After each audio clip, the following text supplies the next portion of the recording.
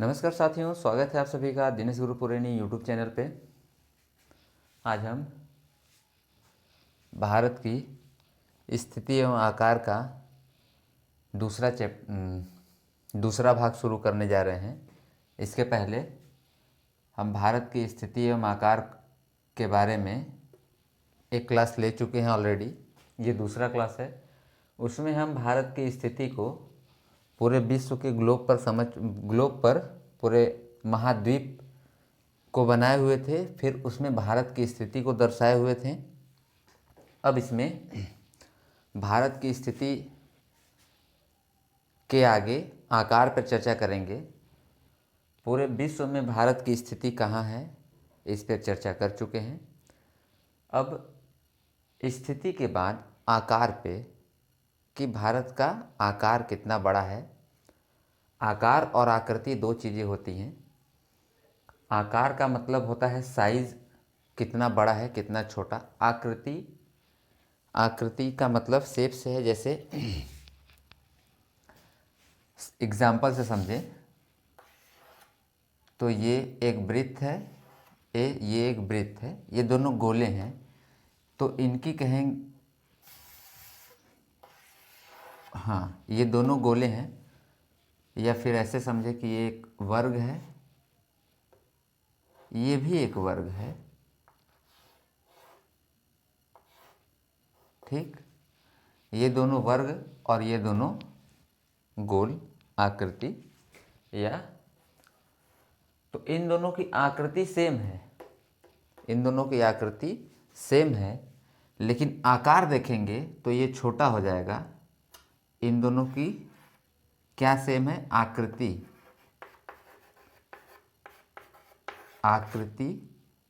Same है, मतलब आकृति समान है। इन दोनों की आकृति समान है, एक ही जैसी आकृति है। लेकिन जब आकार देखेंगे, आकार इन दोनों की आकृति सेम नहीं है। इसकी आकृति वर्ग है, या इसको चारकोना कह सकते हैं, ये गोल कह सकते हैं। इनकी आकृति अलग अलग है। इन दोनों की आकृति सेम है, लेकिन इन दोनों का आकार अलग है। यानी ये बड़ा आकार का है, ये बड़ा है, सॉरी, ये इससे इन दोनों में देखेंगे तो ये छोटा होगा, ये छोटा है, ये बड़ा है, बड़ा है। तो इन दोनों की आकृति सेम है किंतु आकार अलग अलग है। इन दोनों की आकृति सेम है किंतु आकार अलग अलग है। इन दोनों की आकृति अलग है और आकार नहीं बता सकते, आकार कह सकते हैं कि लगभग सेम है, ठीक। तो आकृति और आकार, तो हम अभी आकृति पे नहीं, हमारे चैप्टर का नाम है, क्लास 9th का ये चैप्टर है एक,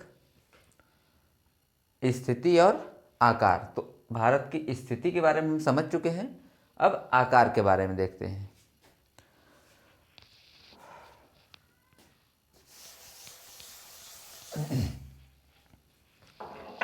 तो देखिए, ये भारत का मैप बनाया गया है और ये देशांतर रेखाएं हैं, ये अक्षांश रेखाएं हैं, जो कि एकदम शुद्ध नहीं है, फिर भी समझने की दृष्टि से काफ़ी है। तो ये जितनी भी,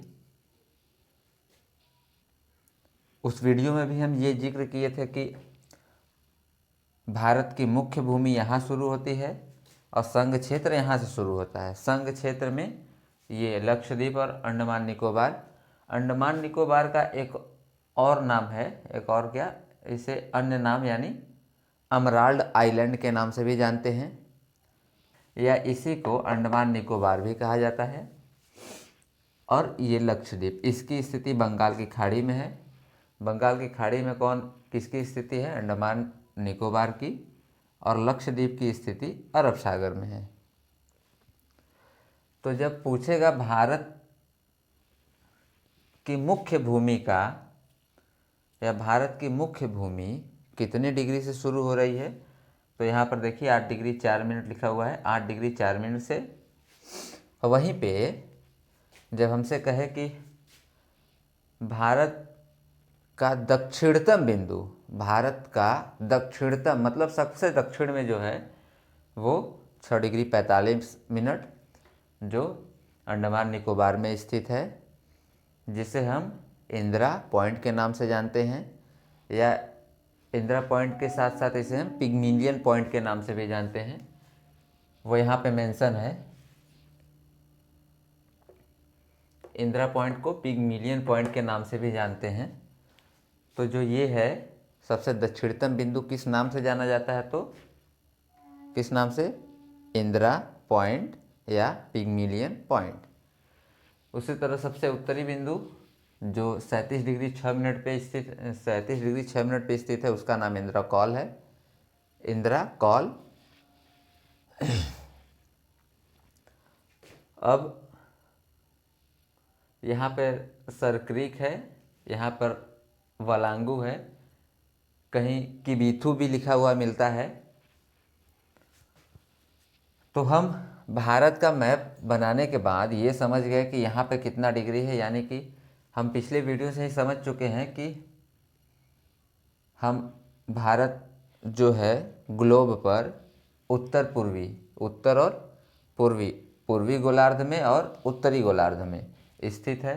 अब यदि हम भारत को डिवाइड कर दें, भारत को पूर्व पश्चिम उत्तर दक्षिण में बांट दें, तब भारत का पूर्वी बिंदु पूछा जाएगा। सिर्फ भारत का अगर पूछा जाएगा, भारत का पूर्वी बिंदु, तो कहेंगे 97 डिग्री 25 मिनट। भारत का दक्षिणी बिंदु, सॉरी पूर्वी के बाद पश्चिमी, भारत का पश्चिमी बिंदु तो 68 डिग्री 7 मिनट पूर्वी देशांतर। हम जब देशांतर की बातें करेंगे तो हम पूर्वी देशांतर में रहेंगे, अक्षांश की बातें करेंगे तो उत्तरी अक्षांश में। बस भारत की स्थिति लोकेशन यही है। इसके अलावा मतलब यदि हम देशांतर में बात करते हैं तो सिर्फ पूर्वी भारत की स्थिति, और अक्षांश में बात करेंगे तो उत्तरी। अक्षांश नीचे हो जाता है 0 डिग्री के, वो दक्षिणी अक्षांश भी, लेकिन हमारी स्थिति ही यही है कि हम पूर्वी और उत्तरी, अब अक्षांश बोल दे, देशांतर बोल दे, पूर्वी गोलार्ध बोल दे, उत्तरी गोलार्ध बोल दें, उत्तर पूर्वी गोलार्ध बोल दें, इसी में रहेंगे। तो ये भारत की स्थिति है। अब साथ साथ कुछ देश भी लिखे हुए हैं जो कि भारत के क्या पड़ोसी देश हैं। भारत के पड़ोसी देशों को भी लिखा गया है। तो भारत का पड़ोसी देश, दो जलीय सीमा बनाने वाले, जलीय सीमा का मतलब ये मालदीव है। मालदीव छोटे छोटे द्वीपों का समूह है, छोटे छोटे द्वीपों का करीब 1200 द्वीप हैं यहाँ पे, लगभग 1200 द्वीप। यहाँ पर लिख दे तो 1200 द्वीप। यहाँ पर द्वीपों की संख्या लगभग 1200 के आसपास है, उसी से मिलकर मालदीव बना है। और ये श्रीलंका, ये भी एक द्वीप है, छोटा आकृति द्वीप। द्वीप होता है जो पानी से घिरा हुआ हो, ठीक, समुद्र में घिरा है तो द्वीप, यदि किसी नदी के बीच में पड़ जाए तो भी वो द्वीप रहेगा, लेकिन उसे नदी द्वीप कहेंगे। जैसे माजुली नदी द्वीप हमें ब्रह्मपुत्र नदी में देखने को मिलता है। तो वो अभी जब हम डिस्कस करेंगे तब देखेंगे। तो हम भारत देख लिए, भारत के पड़ोसी राज्य कौन, भारत के पड़ोसी देश। अभी हम राज्यवार चर्चा नहीं कर रहे हैं, अभी हम कि भारत की सीमाएं किससे किससे लग रही हैं इसकी चर्चा कर रहे हैं। तो यहाँ पर जलीय सीमा में हो जाता है मालदीव और श्रीलंका, फिर उसके बाद पाकिस्तान। ये जो बांग्लादेश है, ये जो पाकिस्तान है, ये 1947 के पहले, 1972 के पहले ये पाकिस्तान था और ये भी पाकिस्तान था। ये पूर्व में था तो इसे पूर्वी पाकिस्तान कहते थे, और ये पश्चिम में था तो ये पश्चिमी पाकिस्तान हुआ करता था। लेकिन पाकिस्तान यहाँ के मुस्लिमों पे ज़्यादा अत्याचार करता था, या ये कह सकते हैं कि अपने से तुच्छ जाति का समझता था, और बहुत ज़्यादा अत्याचार भी इन पे किए थे। तो 1971 में ही लड़ाई हुई थी। तो बांग्लादेश 1972 में बना था ऑफिशियली, बांग्लादेश का नाम आया था से मुजीबुर रहमान यहाँ के प्रथम प्रधानमंत्री, राष्ट्राध्यक्ष कह सकते हैं, बने हुए थे। और ये है पाकिस्तान। पाकिस्तान यानी कि भारत से कौन कौन सीमा साझा कर रहा है, तो ये जली में हो गए। फिर आता है पाकिस्तान, ये दोनों स्थलीय जली दोनों सीमाएं बना लेते हैं। पाकिस्तान, अफ़गानिस्तान, नेपाल, भूटान, बांग्लादेश, ये तिब्बत है। तिब्बत पे चीन ने कब्ज़ा कर लिया था, तो अब ये चीन के ही अंडर में तिब्बत है, तो चीन भी हो गया। यानी ये सब भारत के जो नीले कलर के दिखाई दे रहे हैं, ये म्यांमार, सभी पड़ोसी देश हैं।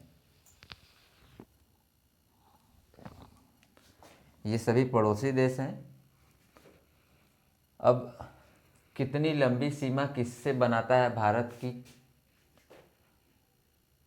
यहाँ से लेके यहाँ तक भारत किससे कितना किलोमीटर लंबी सीमा साझा करता है, किस किस के बीच कौन सी लाइन है, यानी कि सीमा रेखा को एक नाम से जाना जाता है। वो सब चीज़ें अभी बताई जाएगी। फिलहाल में आप देखिए कि सबसे लंबी सीमा की बात करेगा तो बांग्लादेश, ठीक। भारत की सबसे लंबी सीमा बांग्लादेश 4,096 किलोमीटर सबसे लंबी सीमा बनाता है। फिर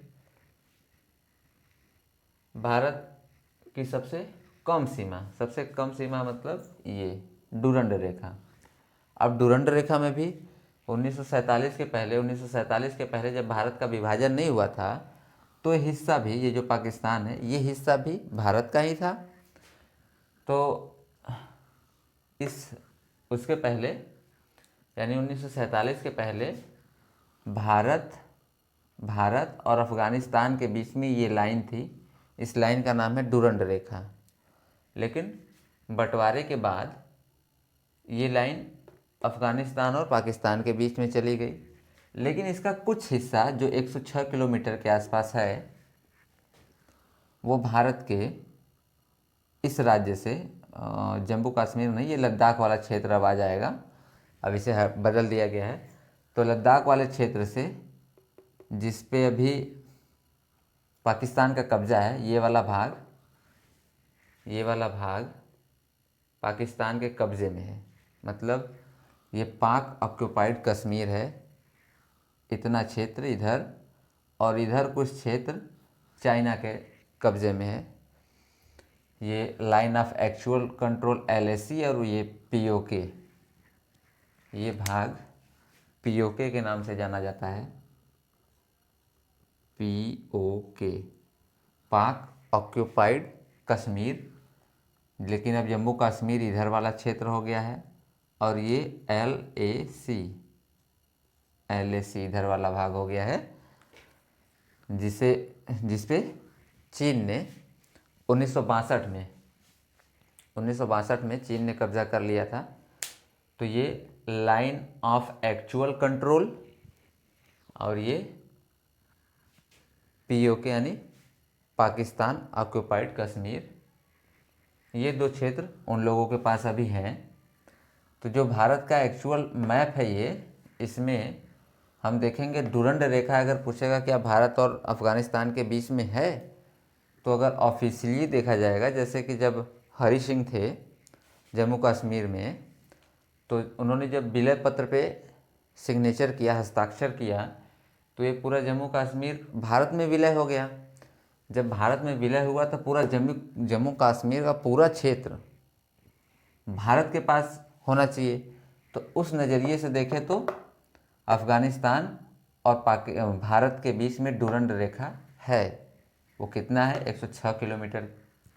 और लेकिन मेन जो है इस टाइम वर्तमान में अगर देखा जाए तो पाकिस्तान और अफ़गानिस्तान के बीच में है। फिर नीचे आते हैं इस साइड तो नेपाल और ये चीन से भारत के जगह भारत में मतलब चीन और भारत में बहुत जगहों पे विवाद है। इनमें जैसे यहाँ पे है, इधर काला पानी का विवाद है। फिर इस वाले क्षेत्र को यानी अरुणाचल प्रदेश वाले क्षेत्र को पूरा तरीके से चीन अपना मानता है। ये भूटान है, ये नेपाल है। इन लोगों से सीमा विवाद बहुत कम होता है, लेकिन सरकारें बदलती रहती हैं। यहाँ पे भी तो रवैया थोड़ा बदला हुआ देखने को मिलता है। बांग्लादेश और ये म्यांमार, तो ये हमारे पड़ोसी देश हैं। अब जब हम राज्यवार पढ़ेंगे, इसी को राज्य के हिसाब से पढ़ेंगे, तब हम ये देखेंगे कि कौन कौन से हमारे राज्य किस किस देश से अंतर्राष्ट्रीय सीमा बनाते हैं। कौन सा ऐसा देश है, कौन सा ऐसा राज्य है जो न तो जलीय न तो स्थलीय सीमा बनाता है। इन सब क्वेश्चनों को हम तब डिस्कस करेंगे। तो हम क्या समझे? भारत के पड़ोसी देश समझ लिए। अगर मालदीव की राजधानी कहें तो माले, श्रीलंका की राजधानी कोलंबो, पाकिस्तान का इस्लामाबाद, अफ़गानिस्तान का काबुल, नेपाल का काठमांडू, भूटान का थिम्पू, बांग्लादेश का ढाका, म्यांमार का नेपैताओ, चीन की बीजिंग। ठीक। लहासा तिब्बत की राजधानी थी, लेकिन जब लहासा इसी के अंडर में है तो फिर उसका बात ही नहीं करना चाहिए।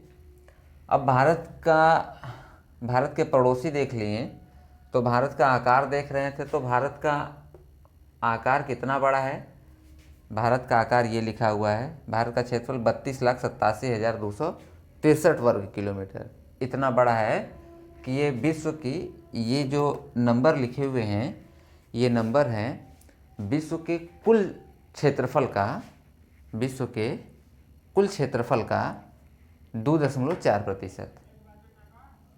विश्व के कुल क्षेत्रफल का 2.4% ये जो भारत का क्षेत्रफल है उतना है।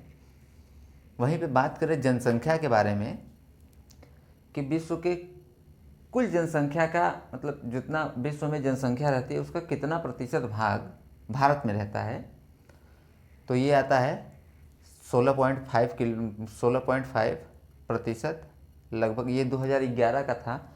अभी जो जनगणना में, जो 2021 में जनगणना नहीं हुए थे, हाल फिलहाल में हुए हैं, उनमें ये नंबर करीब हो गए हैं 17.7 के आसपास।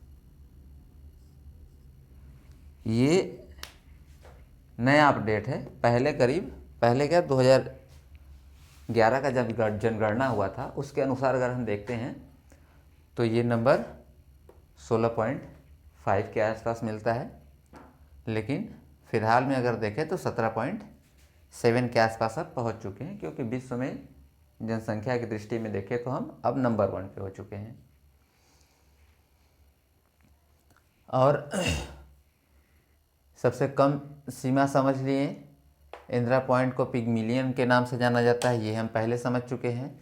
अब क्षेत्रफल की दृष्टि से जब देख रहे थे ये नंबर देखे हैं, तो कितने लोगों के बाद हमारा नंबर आता है वो ये लिखा हुआ है। सही 7वें नंबर पे हम आते हैं। हमारे पहले कौन कौन है? तो हमारे पहले रूस है, फिर मतलब नंबर 1 पे अगर देखें तो रूस है, फिर कनाडा है, उसके बाद संयुक्त राज्य अमेरिका है, फिर उसके बाद चीन है, फिर ब्राज़ील है और ऑस्ट्रेलिया, तब भारत का नंबर है। यानी कि रूस, कनाडा, संयुक्त राज्य अमेरिका, चीन, ब्राज़ील, ऑस्ट्रेलिया, ये वो नाम है जो क्षेत्रफल की दृष्टि से भारत से बड़े हैं। इसके बाद 7वें नंबर पे भारत का स्थान है।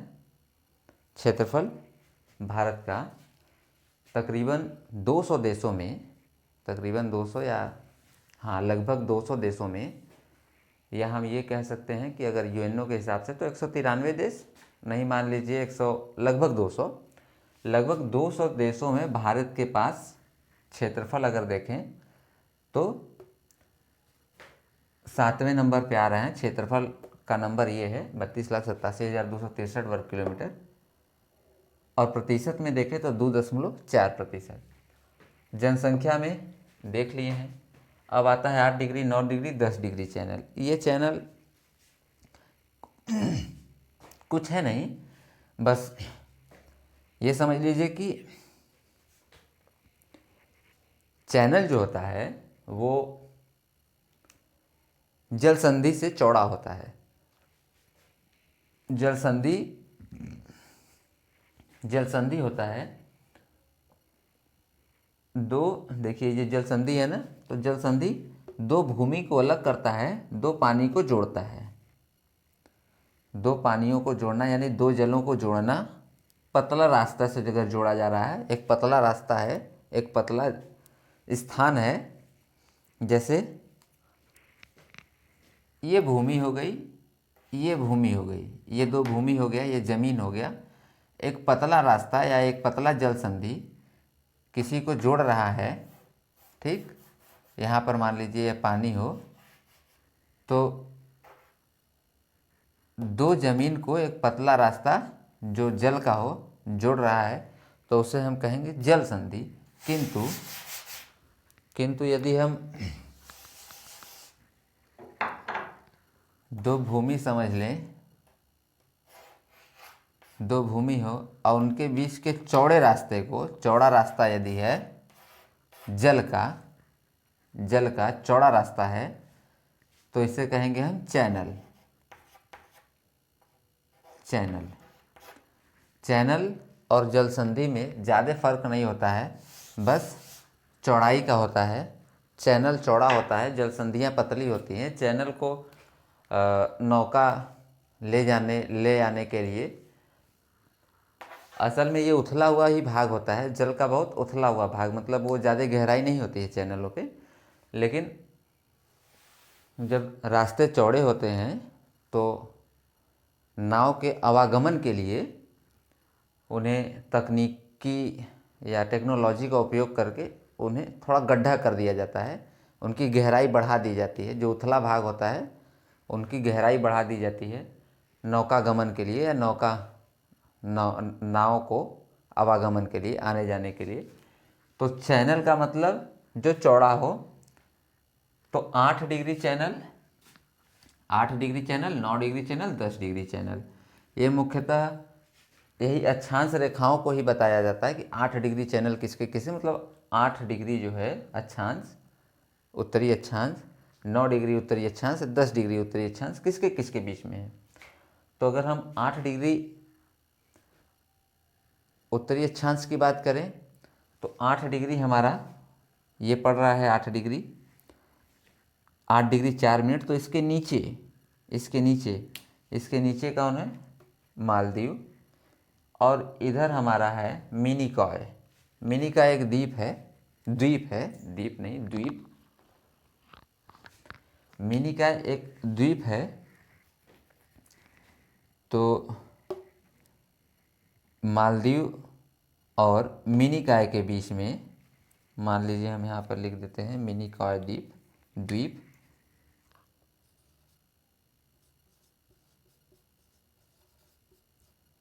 मिनिकॉय द्वीप ऐसे, ठीक, या थोड़े से इधर आ जाए, हाँ ऐसे हो जाए मिनिकॉय द्वीप। तो 8 डिग्री चैनल करीब ये 8 डिग्री 4 मिनट हो रहा है, तो इसके नीचे, ठीक है, इसके नीचे कहीं 8 डिग्री होगा। तो 8 डिग्री जो आ रहा है वो मालदीव और मिनिकॉय के बीच में है। और चैनल का मतलब थोड़ा चौड़ा रास्ता होता है जहाँ से आवागमन किया जा सकता है। 8 डिग्री चैनल, सबसे नीचे हम मालदीव जाएंगे, मालदीव से ऊपर मिनिकॉय। 8 डिग्री चैनल मालदीव और मिनिकॉय। 9 डिग्री चैनल मिनिकॉय और लक्षद्वीप के बीच में। 9 डिग्री चैनल कहाँ पे?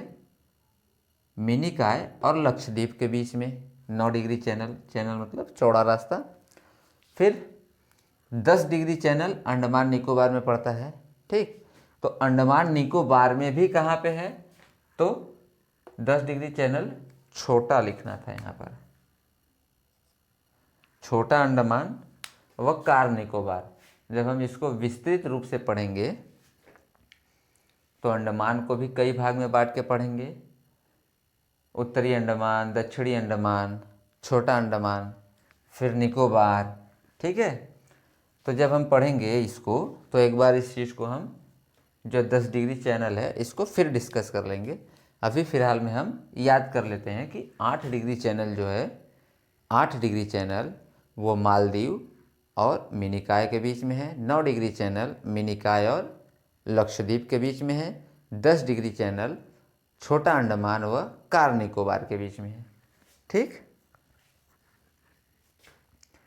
ये अब पाक जल संधि भारत और श्रीलंका के बीच में है, तो पाक जल संधि ये लिखा है। पाक से ये न समझ लेना आप लोग कि ये पाकिस्तान की बात हो रहा है। पाक जल संधि, पाक जल संधि यानी कि दो भूमि है, अभी वहाँ पे समझा रहे थे।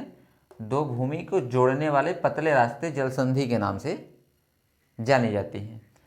तो पतला रास्ता है तो जल संधि के नाम से जाना जाएगा यही, और चौड़ा रहता तो हम उसे चैनल के नाम से जानते हैं।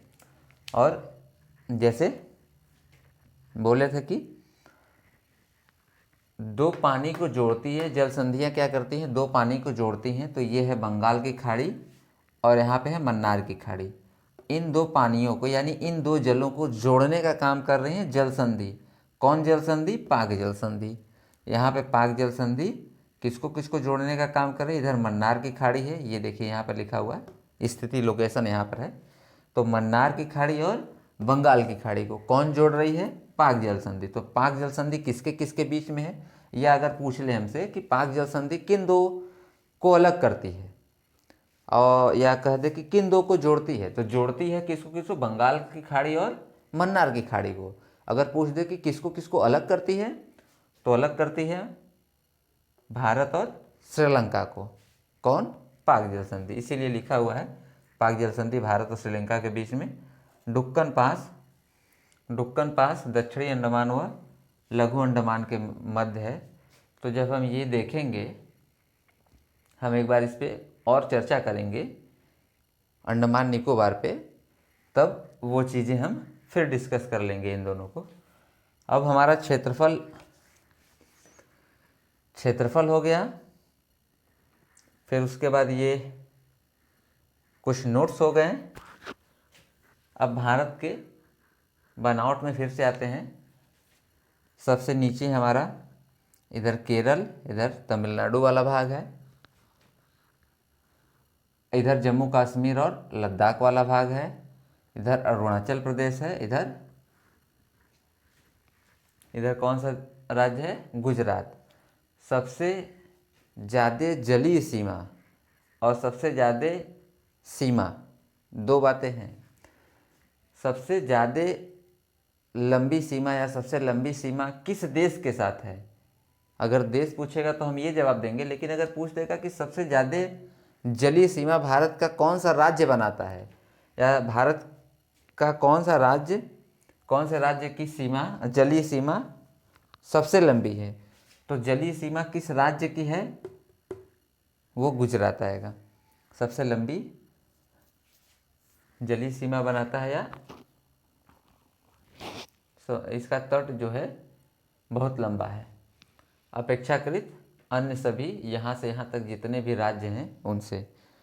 भारत के कितने राज्य तटीय सीमा, भारत के कितने राज्यों की तटीय सीमा है या तो जलीय सीमा बनाते हैं, या कितने राज्य ऐसे हैं जो समुद्र के किनारे हैं, तटों पर हैं? इन सब में हम करीब 9 आते हैं यहाँ से यहाँ तक, इधर 5 आते हैं, इधर और इधर 4 आते हैं।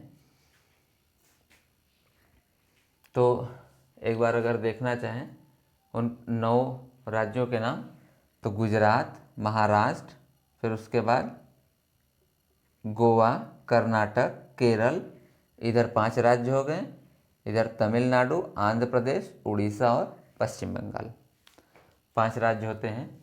इधर वाले भाग को मैदान जब हम भौगोलिक स्थितियाँ पढ़ेंगे तब इधर वाले भाग को पूर्वी तटीय मैदान कहते हैं, इधर वाले भाग को पश्चिमी तटीय मैदान कहते हैं।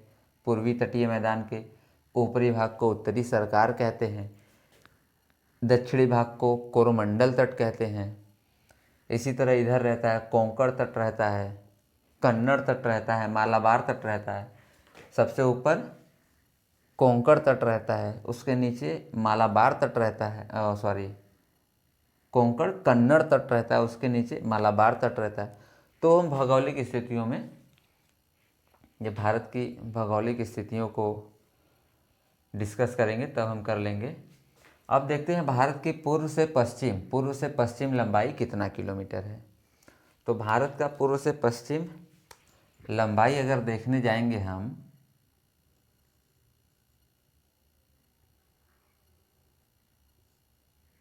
पूर्व से पश्चिम कितना किलोमीटर है, तो यहाँ से यहाँ लेके ये हमारा है 29-33 किलोमीटर, 29-33 किलोमीटर पूर्व से पश्चिम लंबाई। ये लंबाई सीधी स्ट्रेट यानी विस्थापन जिसे कहते हैं, उसमें देखेंगे तो अधिक कितना सबसे ज़्यादा दूरी होगा पूर्व से पश्चिम, तो वो होगा 29-33 किलोमीटर। और वहीं हम उत्तर से दक्षिण करेंगे, उत्तर से दक्षिण कितना किलोमीटर लंबी है, तो 32-14 किलोमीटर, यानी कि 3214 किलोमीटर या 3214 किलोमीटर, 2933 किलोमीटर या 2933 किलोमीटर। ठीक, अब 2 रेखाएं हैं भारत से, एक 23.5 डिग्री है जिसे उत्तरी अक्षांश कर्क रेखा के नाम से जानते हैं, और एक 82.5 डिग्री है। तो जो 23.5 डिग्री है, हम तो उत्तरी अक्षांश में ही हैं, जो पट लाइनें हैं अक्षांशी कहेंगे। तो जो 23.5 डिग्री उत्तरी अक्षांश है, 23.5 डिग्री उत्तरी अक्षांश, यहाँ पर अगर लिख दें इस वाली लाइन को,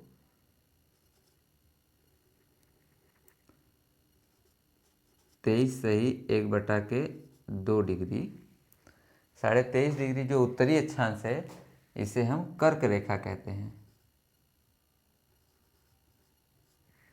ये कर्क रेखा होता है। वहीं पे 82.5 डिग्री, अब देशांतर को देख रहे हैं तो 82.5 डिग्री, और देशांतर है तो हम भारत में हैं तो पूर्वीय बोलेंगे, तो 82.5 डिग्री पूर्वी देशांतर, 82.5 डिग्री पूर्वी देशांतर को हम मानक यामयोत्तर, भारत का मानक यामयोत्तर, ये समय निर्धारण के लिए किया जाता है। कितना डिग्री है, 82.5 डिग्री, तो उसे हम यहाँ पर लिख देते हैं 82 डिग्री 30 मिनट। ये भी 82.5 ही लिखा है, 82 डिग्री 30 मिनट। इसका नाम यदि कहें तो यामयोत्तर रेखा, मानक यामयोत्तर, मानक यामयोत्तर भारत का, और कहीं का नहीं, भारत का, सबका अलग अलग रहता है।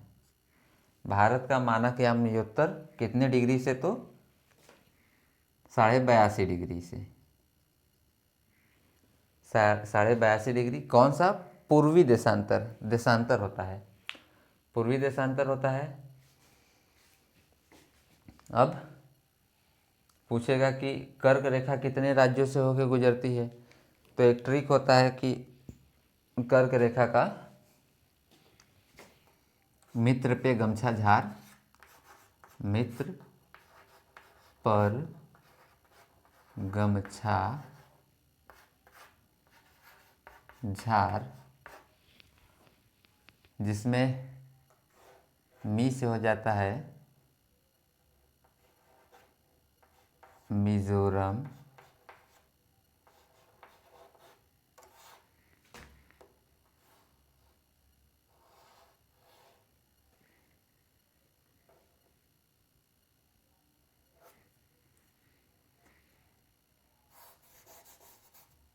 इधर ही से ला दें,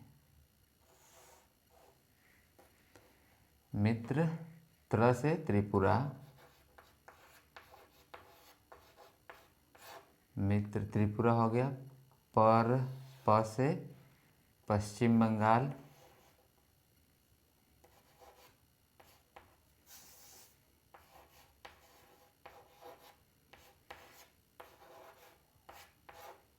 पश्चिम बंगाल, ठीक। र से राजस्थान,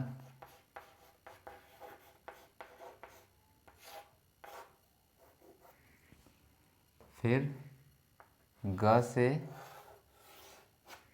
गुजरात,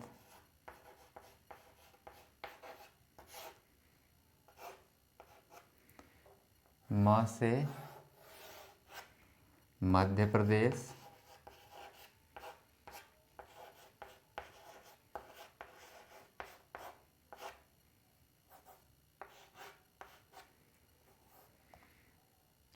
छ से छा से छत्तीसगढ़,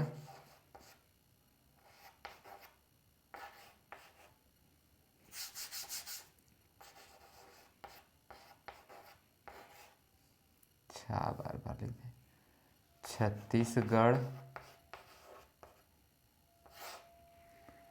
और झा से झारखंड,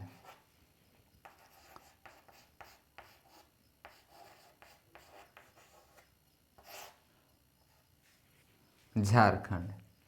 ये 8 राज्य आते हैं।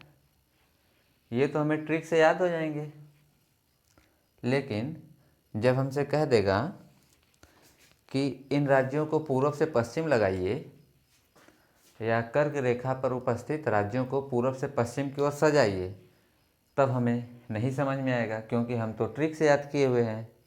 तब उसके लिए होता है ये वाला, देखिए भाग गुजरात होता है। माइंड में आपके अगर मैप सेट है तो कोई प्रॉब्लम नहीं होगी। जैसे ये वाला राज्य गुजरात है, यहाँ पर ये राजस्थान है, तो गुजरात राजस्थान का थोड़ा सा भाग टच होता है, निचला भाग। तो मध्य प्रदेश, राजस्थान, गुजरात, मध्य प्रदेश, गुजरात, राजस्थान, फिर यहाँ पर आता है मध्य प्रदेश, छत्तीसगढ़, छत्तीसगढ़ के बाद झारखंड और पश्चिम बंगाल। यहाँ से यहाँ तक 6 आ जाते हैं। फिर 2 मिलते हैं हमें यहाँ पर, ये है त्रिपुरा। त्रिपुरा मतलब 3 ओर से घिरा हुआ है, इसीलिए इसका नाम त्रिपुरा रखा गया। ये त्रिपुरा और ये मिज़ोरम, ये वाला जो राज्य है मिज़ोरम, ये है त्रिपुरा। तो अगर नंबर वाइज करें तो पहला पश्चिम से ही पूरब चलें या पूरब से पश्चिम, तो हम पूरब से पश्चिम चलते हैं, ठीक। पूरब से पश्चिम लगाते हैं तो पहले क्या आएगा, मिज़ोरम, या पश्चिम से ही पूरब से चलते हैं, पहले गुजरात, तो 1 नंबर पे गुजरात। फिर उसके बाद झारखंड, तो दूसरा झारखंड कहाँ दूसरा राजस्थान, तो दूसरे नंबर पे राजस्थान। फिर उसके बाद मध्य प्रदेश, तीसरे नंबर पे। फिर उसके बाद छत्तीसगढ़, चौथे नंबर पे। फिर उसके बाद 5वें नंबर पे क्या आएगा, झारखंड। 6वें नंबर पे पश्चिम बंगाल। 6वें नंबर पे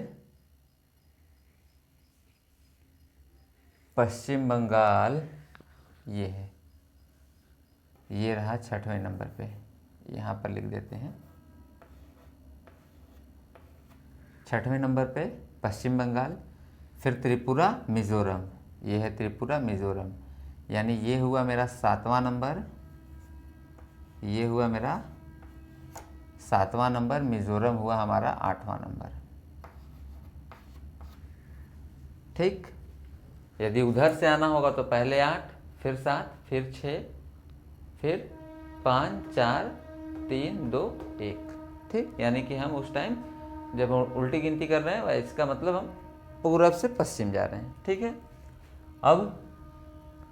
अब इसके बाद हमसे पूछा जाता है कि यामियोत्तर रेखा है या भारत का जो मानक समय रेखा है, इसी को हम भारत का मानक समय रेखा भी कहते हैं। तो भारत का मानक समय रेखा कितने डिग्री है? तो 82.5 डिग्री। कहाँ कहाँ से गुजरती है?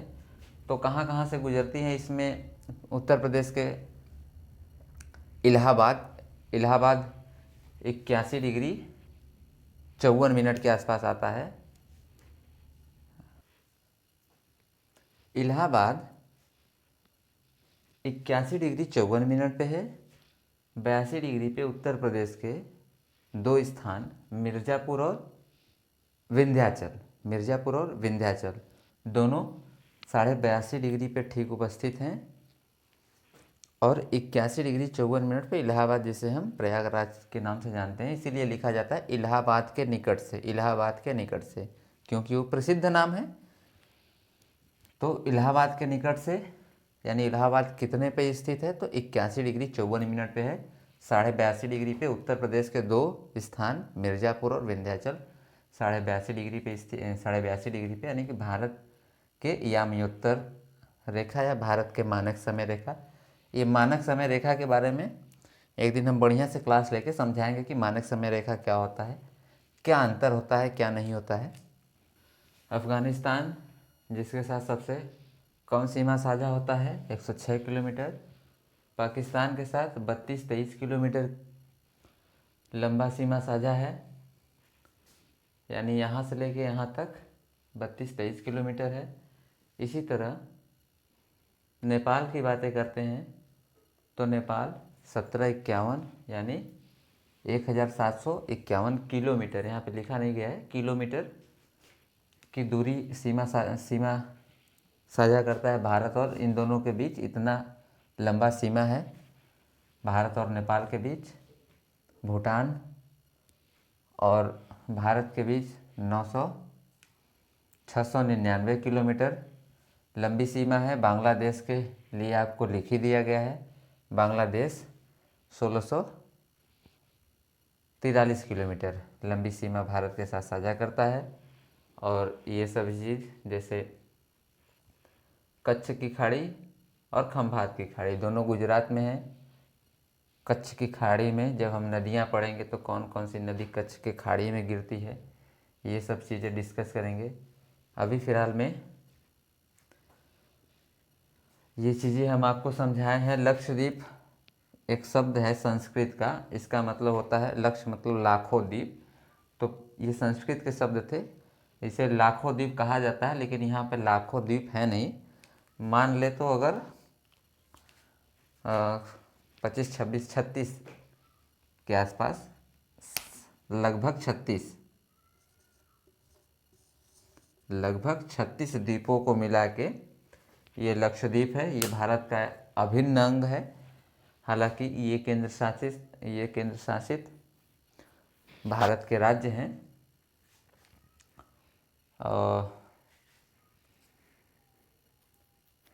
यदि आप स्क्रीनशॉट लेना चाहें इसका तो आप ले सकते हैं।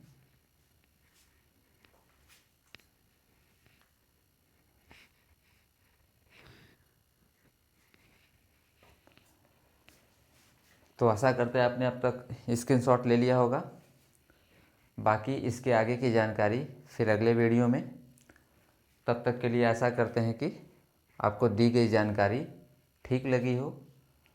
अगर ठीक लगी हो तो वीडियो को लाइक करें, चैनल को सब्सक्राइब करें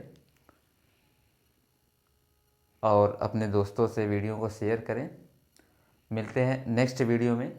इसी टॉपिक को, भारत की स्थिति एवं आकार को थोड़े से और राज्यवार तरीके से, भारत के मैप को राज्यवार तरीके से बना के कि कौन कौन सा देश भारत के किस किस राज्य से सीमा साझा करता है, नेपाल भारत के कितने राज्यों से सीमा साझा करता है, बांग्लादेश, या फिर यहाँ पर अगर हम पश्चिम बंगाल देखेंगे तो वो भारत के भारत के नहीं, वो 3 इंटरनेशनल इनके अंतर्राष्ट्रीय सीमा साझा करता है, मतलब 3 देशों के साथ सीमा साझा करता है। बाकी चीज़ें हम नेक्स्ट वीडियो में फिर से समझेंगे इसके आगे। तब तक के लिए जय हिंद, जय भारत।